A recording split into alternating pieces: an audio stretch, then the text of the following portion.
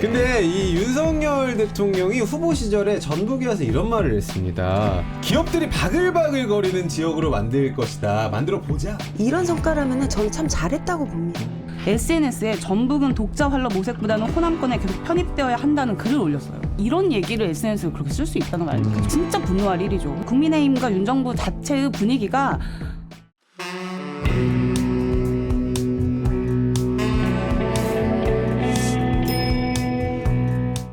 알 수 없는 전북의 미래 기대하거나 혹은 실망하거나. 지난주에 이어서 오늘도 청년 정치 우리 전북을 대표하는 두 분을 모시고 이야기를 나눠보도록 하겠습니다. 청년 정치인 두 분과 오늘은요 이 대통령 윤석열 대통령의 1년 우리 지역의 현안에 대해서도 낱낱이 한번 살펴보는 시간을 갖도록 하겠습니다. 맞습니다. 네. 저희는요, 국민의힘에서는 우리 지역의 당협위원장, 전주시 병 당협위원장 정선화 위원장님 함께하고 계시고요. 반갑습니다. 네, 반갑습니다. 그리고 더불어민주당 전라북도 의원이시죠. 선한 의원님 함께하고 계십니다. 반갑습니다. 네.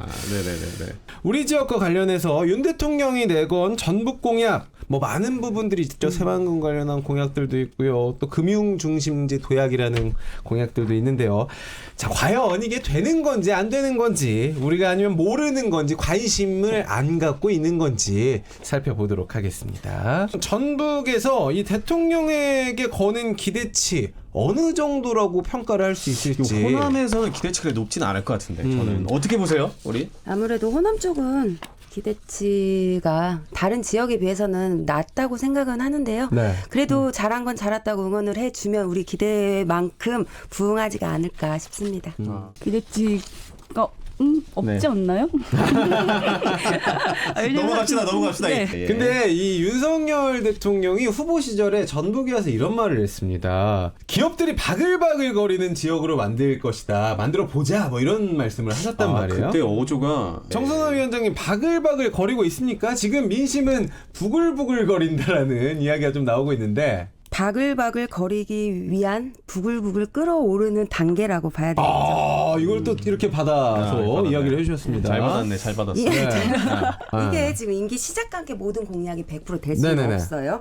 자, 진행 사항 제 잠깐. 브리핑을 또 준비를. 어이구. 했어요. 그렇지. 안 했으면 큰일 날 뻔했어요. 네, 잘 이게 보입니다. 지금 대통령 지역 공약 정강 결과예요. 지금. 네. 이렇게 네. 나와 있는데 지금 실제로 대선 공약이었던 무주 국제 태권도 사관학교 설립이나 새만금 글로벌 푸드허브 조성 등은 올해 예산 반영이 되질 않았어요. 네. 근데 국회 단계에서 설득 끝에 반영이 됐단 말이에요. 그럼 어떻게 해야 되겠어요? 우리 지역 국회의원들, 자치단체장들 다 같이 힘합혀 우리 도민들의 염원과 함께 얘기를 해야 된다는 거예요. 네. 그러면은 충분히 저는 바글바글 거릴 것이다라고 생각을 해보고요. 네. 지금 예산 편성한 거 이 정도면은 전라북도의 성과 1년 안에 이런 성과라면은 저는 참 잘했다고 봅니다. 실제로 지금 공약 이행률이 지금 80%가 넘어가고 있습니다. 네. 지금 왜냐하면 이 추진 중인 것들도 들어가 있는 거기 때문에. 그렇죠. 완료가 아니니까. 네. 자, 그렇다고 하면 자, 우리 선한이 의원님께는 이런 이야기를 좀 드려보고자 합니다. 기업이 부글부글 바글바글 이야기를 했지만 쌍둥이처럼 좀 따라다니는 사안이 있죠. 바로 전북의 제3금융지 지정입니다. 친척이 있는지 없는지 현재 전라북도 도의원이기 때문에 잘 아시잖아요. 친척이 있나요? 진척이 있었다가 단절됐어요. 예를 들어 한국투자공사 같은 경우 이제 문재인 정부의 마지막 시절에 거의 좀 분위기가 이제 이전하는 분위기로 갔었는데 그 당시에 이제 공공기관 이전을 2차를 발표하기 전이었으니까 그런 흐름이나 이런 물밑 작업들이 좀 있었는데 최근에는 사실 그런 내용들의 논의나 이런 것들이 되지 않고 또 한 가지는 최근에 이제 부산의 산업은행을 고시하면서 사실 이거는 우리가 부산하고 전라북도는 기금 관련해가지고 그러니까 금융준비제를 싸우는 모양새가 아니거든요. 네. 그러니까 특화된 내용들이 달라요. 우리는 기금으로 승부를 보겠다 이제 이런 거기 때문에 부산은 관련된 공공기관들하고 관광형을 활성화시켜서 하는 거기 때문에 두 지역을 두고 싸움을 붙이는 게 아니라 영역을 나눠서 기관을 내려보내주면 되거든요. 근데 산업은행을 발표하고 한국투자공사 얘기는 쏙 들어가고 이건 사실 너무 도민 입장에서 섭섭하죠. 서운한 얘기죠. 왜냐하면 오셔서 하는 말씀들이 있었잖아요. 그래서 저는 김관영 도지사 지사가 서울에 올라가서 2차 전지 특화단지 지정 관련해서 직접 PT를 11시에 했습니다. 그래서 네. 이 결과도 사실 이 결과가 잘 통과된다면 뭐 5개 정도 지금 지역이 경쟁을 하고 있다는데 이게 잘 통과가 된다면 정말 기업이 바글바글 할 수 있는 것들은 되겠죠. 좋습니다.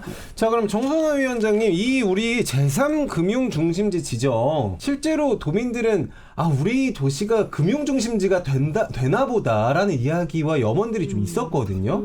이 문제 지금 뭐 사실 뭐 본인이 국회 가서 해결해야 될 문제인가요? 아니면 저희가 지금 기다리고 있으면 될까요? 맞습니다. 제가 국회에 들어가서 꼭 저만이 할 수 있는 일입니다라고 말씀드리고 싶지만 얼마나 좋겠습니까?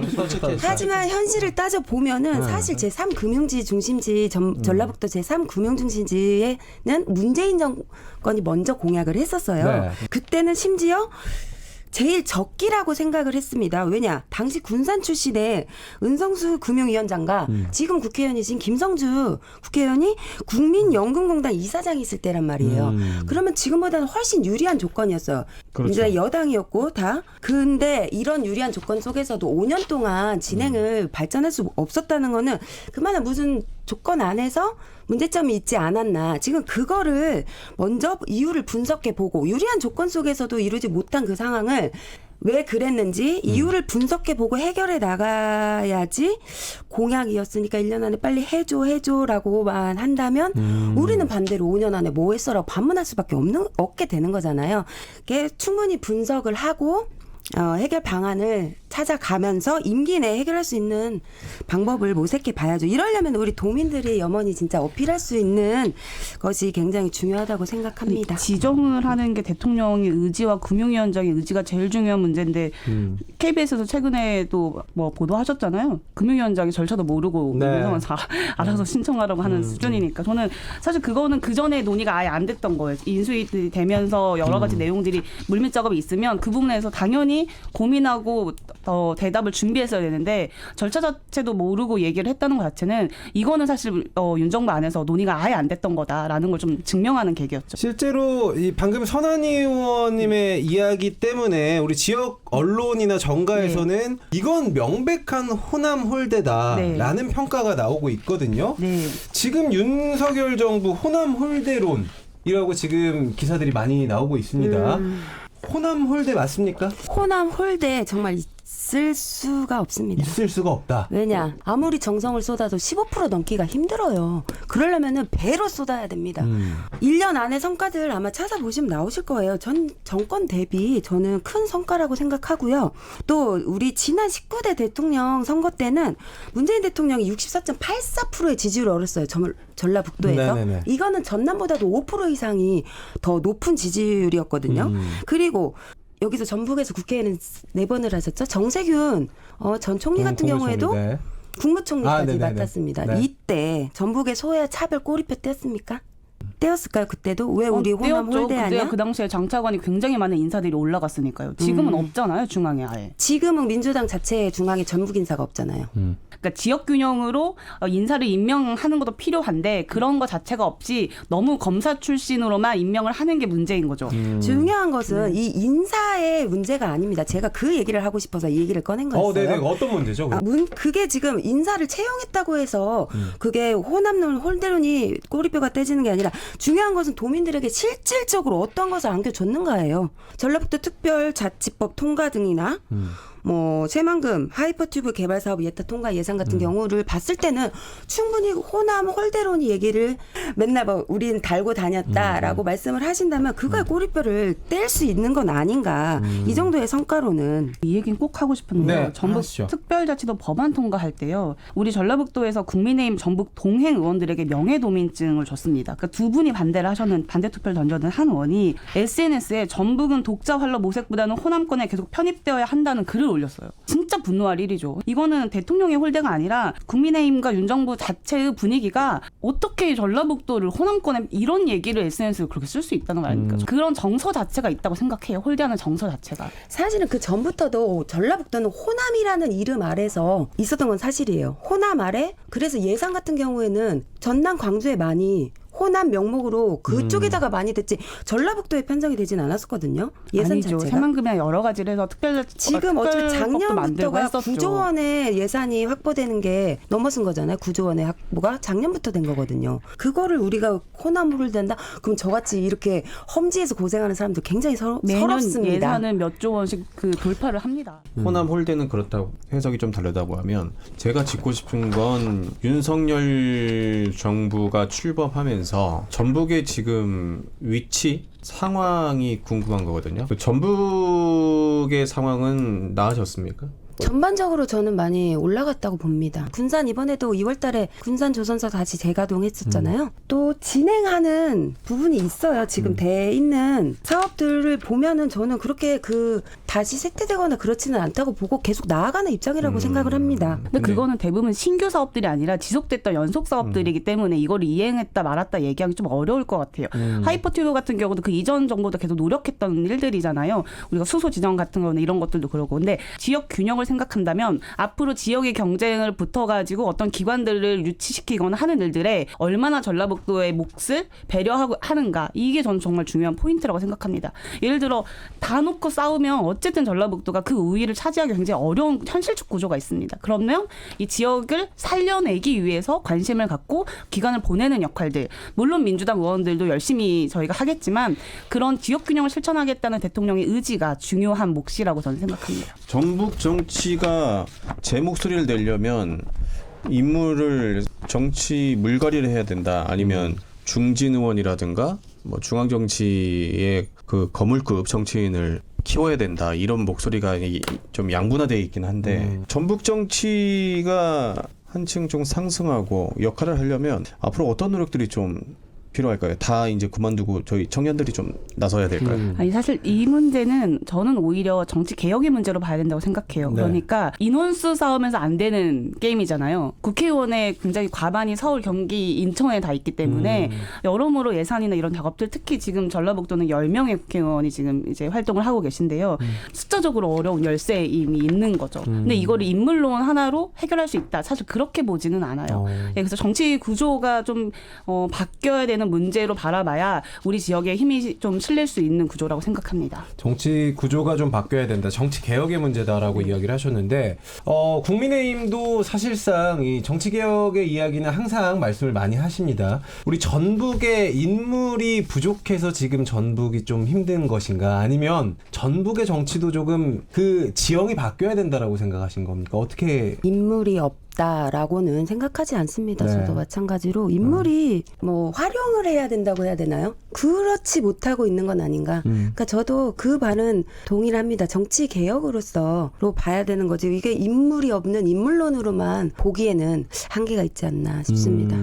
알겠습니다. 두 분께서 우리 지역을 또 대표하는 지역의 청년 정치인이시다 보니까 마지막으로 이 정치인으로서의 각오 들어보고 싶습니다. 어떤 계획이 좀 있으시다면요? 여당을 대표하는 지금 위원장으로서 이거는 저 말고도 또 여야 모두에게 해당이 되는 내용이기도 할 것 같아요. 이게 선거 때만은 표를 얻기 위한 뭐 그런 말 바꾸기 일시적인 행동이 아닌 정말 진정성 있게 우리 국민과 도민과 시민을 바라보는 마음으로 책임감 있는 정치인으로서 우리가 임해야 되지 않을까, 또 그렇게 노력을 해야 한다라고 생각을 합니다. 네. 그게 계획 아닌 계획입니다. 차기 총선은요? 그런 게 계획이죠, 위원장님. 차기 총선. 잘해야죠. 잘해야죠. 알겠습니다. 열심히 하는 것보단 또 잘하겠다라는 또 느낌으로. 우리 또 선한 의원께서도 이제 좀 원론적인 얘기긴 하지만 제가 정치하는 이유 자체가 세상을 바꿀 수 있는 가장 빠른 도구가 정치이기 때문에, 그리고 긍정적으로 정치를 바라볼 수 있는 사람으로 남고 싶어서 정치를 하고 있는데요. 전라북도의 발전을 위해서면 우리가 여야가 저는 없다고 생각합니다. 당연히 협치하는 구조, 전라북도 도민의 삶이 나아질 수 있도록 하는 활동들을 좀 이어나갈 텐데요. 오늘도 2차 전지 지정특위가 이제 전라북도 의회에서 생겼고 지역균형발전위원회나 여러 가지 사안들을 다루는 활동들이 굉장히 활발하게 이루어지고 이어지고 있습니다. 아마 올해 연말이나 이쯤엔 또 도민분들이 체감할 수 있는 성과로 저희가 좀 보답하도록 하겠습니다. 네, 두 분 감사합니다. 네, 취재중 진담 시즌2 그게 뭔데 오늘은 전북의 젊은 정치인 두 분과 함께 했습니다. 두 분 그러니까 만나보니까 전주 병 특집으로도 지역 진짜 현안에 재밌네. 대해서도 예. 이야기를 좀 하면 좋을 것 같고 감사드리고요. 자, 우리 선한이 의원 같은 경우에는 워낙 또 지역을 위해서 의정 활동을 많이 해줬고요. 그리고 날카로운 어떤 그 발언과 이야기 때문에 더 속 시원하다라는 MZ의 또 인기를 그래요? 받고 그런 평가가 있습니다. 있었어요? 네. 그리고 오늘 정선화 위원장님도 함께 해보니까요. 네. 우리 구장을 대표하는 여당의 목소리가 되지 않을까라는 생각으로 두 분의 행복 기대를 하면서 두 분께 응원의 메시지 보내고요. 저희도 인사를 드리도록 하겠습니다. 자, 우리가 알고 가야 할 뉴스, 놓쳤던 뉴스 여러분들께 저희가 깊이 떠서 매겨드리는 뉴스, 그리고 오늘 두 분과 함께해서 너무나도 뜻깊었습니다. 회 기자님과 저는 다음에도 여러분께 맛있는 뉴스 전달해드리러 인사드리도록 하겠습니다. 여러분들 재밌는 날 되시고요. 다음 주에 뵐게요. 안녕.